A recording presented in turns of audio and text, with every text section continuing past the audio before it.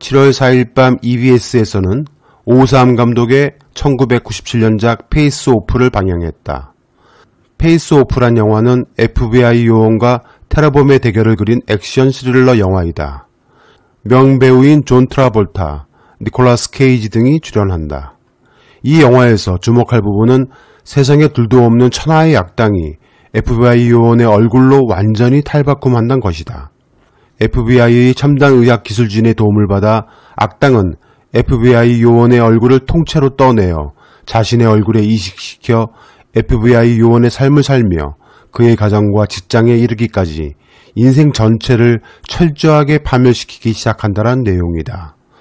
이 영화가 주는 시사점은 차지하고 문득 드는 생각은 어느 한 사람이 자신의 삶을 부정하고 얼굴을 수차례 뜯어 고친다는 것은 무엇을 의미할까 생각을 해보게 된다. 어릴 적 친했던 친구 또는 알아볼 수 있는 사람들이 긴가민가하게 만들거나 모르게 할 의도가 있다거나 새로운 삶을 살고 싶은 강한 욕구에 그럴 수도 있겠다 싶다. 단순히 예뻐지려거나 멋있어지기 위해 수차례 성형을 통해 자신의 얼굴을 바꾸려는 것은 결국 자기 만족이기 때문이다. 문제는 심지어 이름도 개명하고 출신 학교도 싹 다 바꾸어 버린다라면 그것은 무엇을 뜻하는 것일지 상상이 되질 않는다. 평범한 여느 한 시민이 아닌 그녀가 이 나라의 가장 강력한 공권력을 가진 집단의 수장과 함께 먹고 자며 부부로 살아가고 있는 사람이라면 그것은 또 다른 이야기가 될 것이다. 얼굴과 이름은 곧 한 사람의 정체성을 상징하는 것이기 때문이다.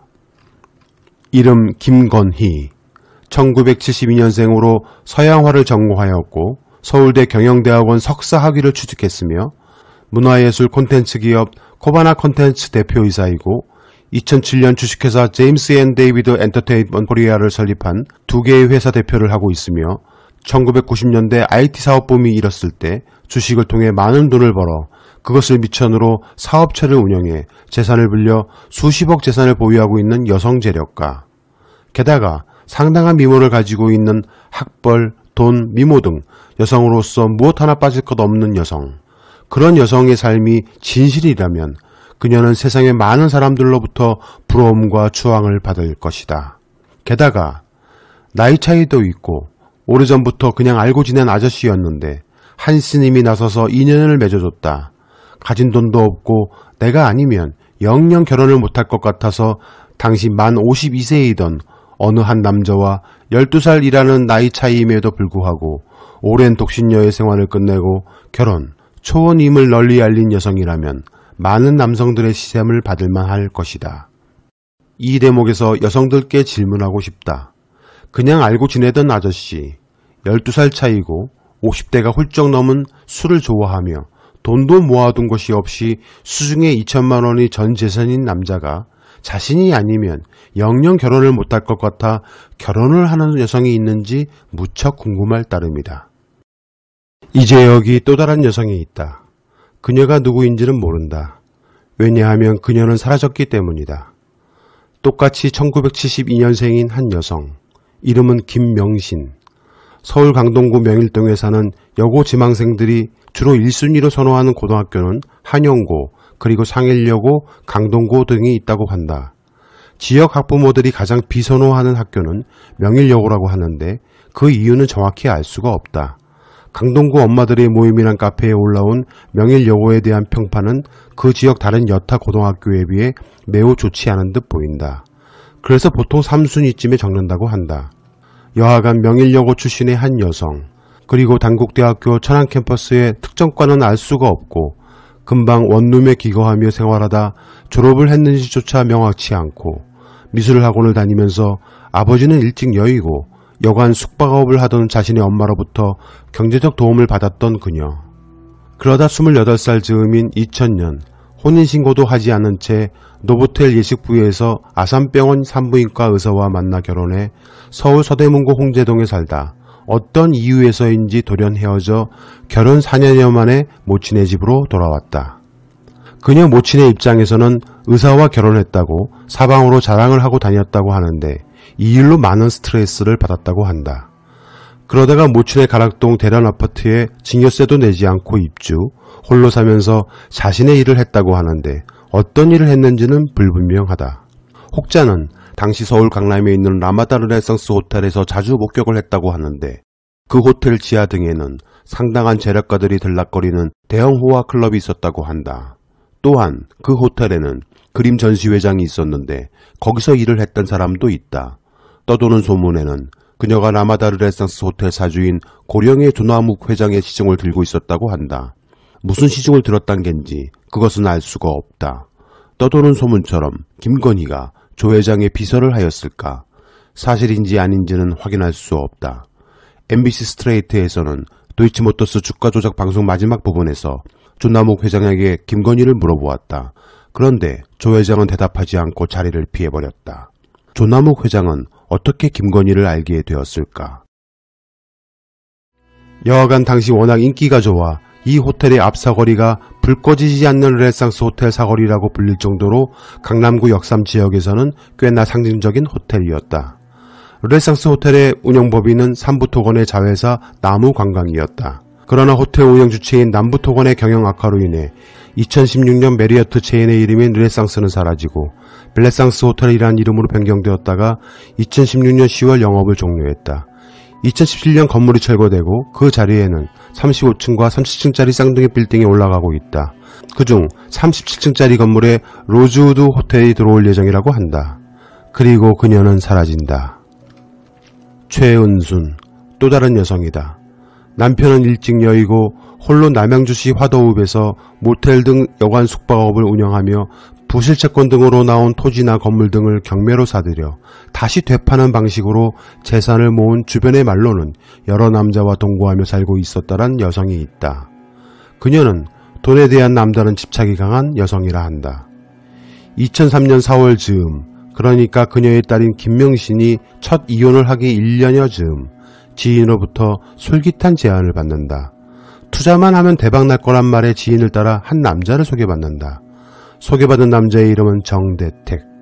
정씨는 152억 원 상당의 서울 송파구 스포츠센터 채권을 싸게 사서 다시 팔면 막대한 이익을 취할 수 있는데 당장 초기 자금 10억 원이 필요했기에 속칭 쩐주를 찾고 있었던 것이다.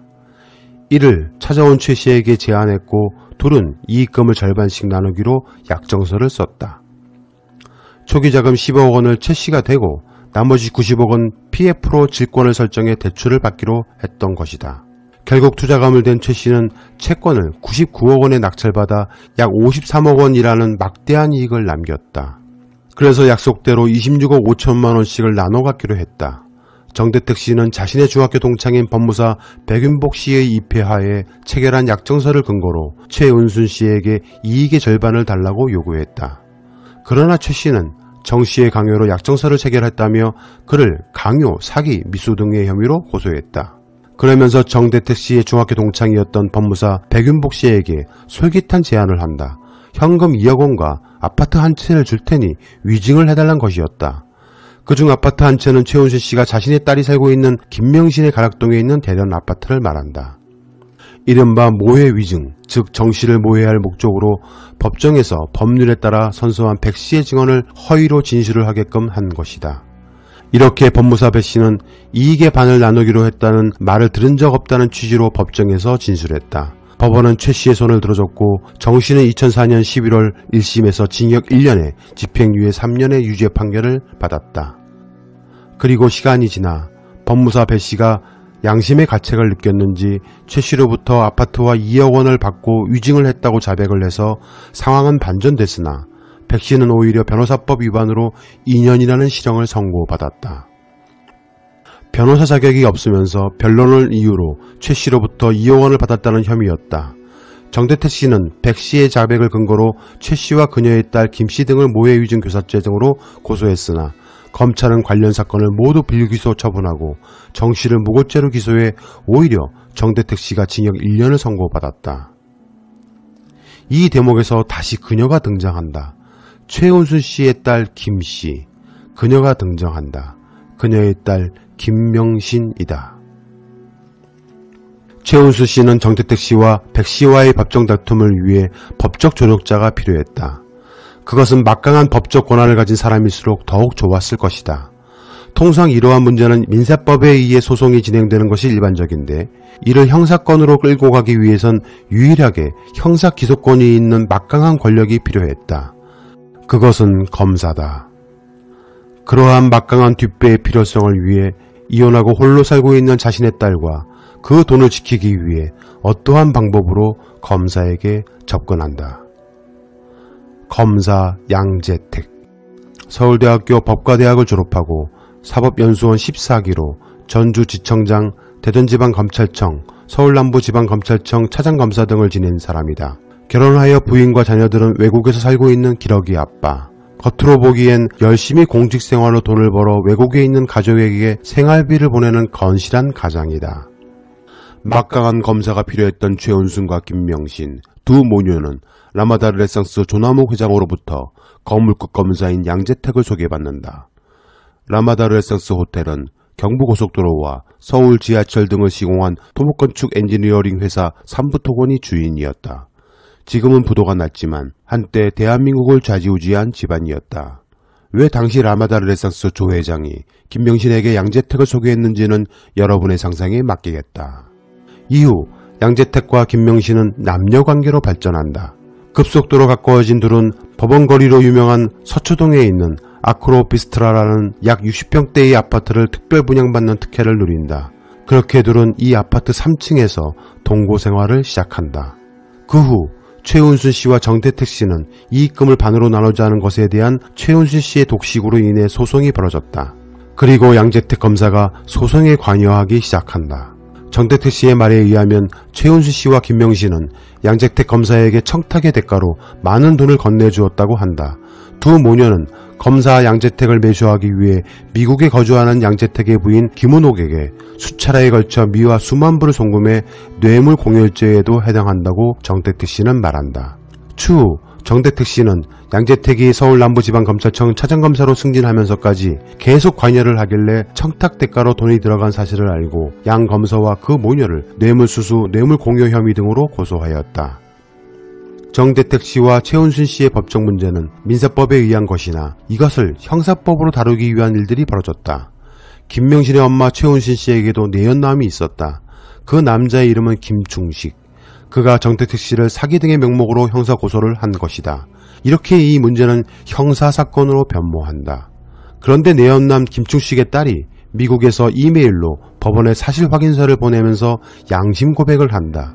서면 내용을 보면 최은순의 내연남 김충식의 차녀로 미국에 거주하고 있으며 2007년경 제 친부 김충식이 저희 자매를 방문했을 때 정태택 사건 관련 이야기를 저희 가족 앞에서 했는데 처음부터 작정하고 무고한 정태택 씨를 희생양으로 삼아 억울하게 누명을 씌워 감옥에 보냈다고 여러 번 가족들 앞에 고백했다고 했다. 양심의 가책을 받고 저희 아버지를 보고 저는 더 이상 침묵할 수 없기에 이 확인서를 보낸다라고 했다. 이런저런 이유로 소송은 지루하게 이어졌다. 그리고 이런저런 이유로 인해 양재택 차장검사가 검사장으로 진급하지 못하고 2008년 3월경 스스로 옷을 벗어버린다. 이 일은 최은순 씨와 김명신에겐 청천벽력 같은 일이 된다. 속칭 끈떨어진 연애에게 더 이상 매달릴 수 없는 처지가 된 것이다. 둘은 다시 작전에 돌입한 듯 보였다. MBC 스트레이트에 의하면 그 무렵 김명신은 양재택 검사를 소개해준 건설업자 라마다 르네상스 조남욱 회장으로부터 이번에는 당시 대검 중수부에 근무하던 윤석열을 소개받는다. 부여 출신의 삼부토건 조남욱 회장의 집안과 공주 출신 학자 집안 윤석열 집안은 서로 알고 있었을 것이라 한다. 조남욱 회장과 김건희와는 어떤 인연이 있을까 궁금하다.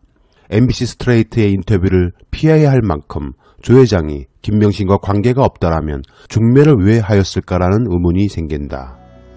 양재택 차장검사보다 후배 검사이지만 싱싱하며 이명박 정부의 가장 막강한 대검 중수부에 근무하는 실세 중의 실세인 것이다. 김명신은 윤석열에게 모든 것을 걸었을 것이란 합리적 의심이 든다. 그렇게 둘은 옷을 벗은 양재택 검사와 동거를 했던 같은 서초동에 있는 아크로비스트라라는 아파트에서 3층에서 17층으로 옮겨 동거를 시작한다. 그리고 이제부터 그녀는 철저하게 자신을 바꾼다. 이름은 김명신에서 김건희로 개명한다.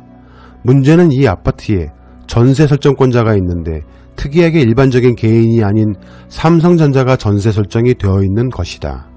삼성이 들어가 전세로 산 게 아니라 그냥 7억 전세 설정을 해줬단 얘기다. 언뜻 보기에 삼성에서 마치 두 사람에게 100여 평대의 서초동 아파트에서 살게 해준 것 같이 보인다란 합리적 의심이 드는 대목이 아닐 수 없다. 특정범죄가중처벌법에 따르면 공무원이 받은 뇌물이 1억 원 이상이면 무기징역 또는 10년 이상 징역이 법정형이다. 그리고 김건희로 개명한 그녀의 얼굴은 몰라보게 달라졌다. 몇 차례인지는 모르겠으나 수차례에 걸쳐 성형을 한 티가 확 날 정도로 그녀의 얼굴은 변했다. 페이스오프가 된 것이다. 미술기에 따르면 전시 관련 일을 하려면 이건희 삼성전자 회장 부인인 홍라희 전 리움미술관장의 연주를 잡으면 탄탄대로가 열린다란 소문이 있다. 김명신에서 김건희로 개명한 시점이 윤석열과 동거를 시작하고 나서이며 이름 또한 이건희 삼성그룹 회장과 동일한 김건희로 개명한 것이 무엇을 뜻하는지 의구심이 들지만 이후로 김건희는 문화예술 콘텐츠 기업 코바나 콘텐츠를 통해 까르띠에 소장품전을 비롯 앤디 워홀 위대한 세계전, 미스 사이공, 색채의 마술사 샤갈, 르꼬르 뷰지에전 등 전시계의 슈퍼스타로 혜성같이 성장한다. 그리고 그녀의 학력 또한 서울대 대학원 졸업이라고 페이스북에 게재되는 등 화려하게 재탄생된 것이다. 언급만 하면 알 수 있는 엔터테인먼트 회사 YG의 빅뱅 멤버들이 홍보를 해줄 정도로 정관계 연예계와 친분을 쌓으며 신데렐라가 된다. 전시회 협찬기업 하나 따기도 힘든 업계 실정에서 협찬기업이 이름만 들으면 알 수 있는 LG전자, GS칼텍스, 우리은행 같은 무려 12개에서 16곳이 넘는 하늘의 별 따기보다 어렵다는 협찬을 끌어온 전시회들이다. 그런데 김건희 대표가 기획한 전시는 윤석열 지검장이 검찰총장 후보자로 발표될 무렵 일주일 사이에 협찬사가 무려 12곳이나 불어났다는 것이다. 그런데 당시 이 기획사는 어떻게 16곳이나 되는 우리나라를 대표하는 대기업에서 협찬을 얻게 됐을까? 알고 보니 이 기업들 중 일부는 검찰 때문에 몸이 달아있는 곳이다. GS칼텍스는 대기오염물질 측정치 조작 혐의로 수사를 받고 있고 LG는 계열사 공장들이 청주지검으로부터 압수수색을 받았다. 우리은행도 전 은행장이 채용비리 혐의로 재판을 받고 있었다. 문제는 미술계에서 김명신, 김건희라는 여성에 대해 아는 이가 제대로 없다란 것이다. 어떻게 저런 거물급 대형 전시를 가져오는지 도통 알 수가 없다란 말이다. 정대택 씨는 당시 윤석열과 김명신이 아크로비스타에 거주한다는 사실을 알고 2012년 3월 7일에 델검에 진성서를 넣고 감찰 의뢰를 했다. 그 일과 관련이 되는지 몰라도 사생활 문제로 도마 위에 올랐던 윤석열은 김명신과 4일 뒤인 3월 11일 초속도로 급하게 결혼식을 올린다. 대검의 감찰 결과는 김명신과 결혼으로 사생활이 정리되어서인지 윤석열은 2013년 12월 31일 정직 한 달의 가벼운 징계를 받는 것으로 그친다. 그리고 최은순이 김명신에게 살게 해주었던 가락동 대련 아파트를 정대택 씨와의 법정 싸움에 있어 위증의 대가로 법무사 백운복 씨에게 현금 2억과 함께 주기로 했던 것을 안 주려고 소송을 제기한다. 2006년 5월 서울동부지법은 해당 아파트의 일체의 처분 행위를 금지하는 가처분 결정을 내린다. 법원은 최 씨 모녀의 손을 들어줬고 백윤복 씨는 항소하지 않기로 하면서 자신의 배우자 소유로 되어 있던 등기가 말소돼 다시 김명신의 소유가 됐으며 김명신, 즉 김건희는 대련 아파트를 결국 매각해 거액을 챙겼다. 이런 이유에서인지 모르겠으나 그 법무사 백윤복 씨는 63세란 짧은 나이에 생을 마감한다. 그리고 오랜 세월 최 씨 모녀에 대한 법정 투쟁을 벌여온 정대택 씨의 고소는 전혀 힘을 못 쓰고 양재택에 이어 등장한 더 막강한 지위에 오른 윤석열의 등장으로 오히려 무고죄를 덮어쓰고 징역 2년 6개월을 살고 벌금까지 물게 된다. 그리고 김건희가 연루된 도이치모터스 주가 조작 의혹, 장모가 된 최은수 씨가 연루된 300원대의 통장 잔고 증명서를 이용한 사기 의혹 사건 등 최 씨 모녀는 한 번도 아니고 사기 사건 연루 의혹만 3번인데도 검찰로부터 한 번도 기소가 된 적이 없다. 오히려 상대편은 법적으로 처벌을 받고 윤석열 처가는 막대한 이익을 챙긴다. 단 하나의 사건으로도 패가 망신하는 것이 보통인데 계속해서 반복되고 패턴이 됐다. 기소권 독점이 돈 버는 기술로 활용되어 무적의 비즈니스 모델이 된 것이다. 지금 김건희 씨의 페이스북 소개란에는 내내 올라가 있던 국민대학교 조영대학 영상디자인 겸임교수란 것과 서울대학교에서 공부했음이란 소개가 사라졌다. 추위에 네티즌들에 의해 밝혀진 바에 따르면 서울대 석사가 아니고 돈과 권력만 있으면 누구나 딸 수 있다는 면접과 추천만으로 가능한 EMBA 최고 경영자 과정이라고 한다. 안철수 전 국민의당 대표가 펜실베니아 대학의 주말에만 수업이 있는 최고 경영자 EMBA 과정을 공부해놓고 MBA 과정인 유펜 나왔다고 거짓말을 한 것처럼 서울대 EMBA 과정을 다녔으면서 경영대학교 석사라고 한 것이다. 동명이인인지는 모르겠으나 네티즌들이 밝혀낸 자료에 의하면 어떤 공동집필한 한 책자에 적힌 김명신의 이력은 경기대학교 서양학과, 숙명여대 대학원 미술학과를 거쳐 국민대학교 태권도 디자인 전문대학원 디지털 콘텐츠 디자인 전공 박사과정이라 되어 있다 한다. 건국대학교 천안 캠퍼스를 다녔다란 이야기, 그리고 경기대학교 서양학과, 알아본 바에 의하면 경기대 서양학과는 존재하지 않는다. 서양학과만 있을 뿐이다. 그리고 숙명여대, 국민대, 심지어 서울대까지 그 짧은 기간 동안 저리도 많은 대학을 다닐 수 있을지 알 수가 없다. 오래전부터 그냥 아는 아저씨로 알고 지내다 한 스님이 나서서 연을 맺어줬다란 두 사람, 윤석열과 김명신에서 개명한 김건희, 그들의 페이스오프 같은 현실 속의 영화는 어떻게 결말이 날지 지켜볼 일이다.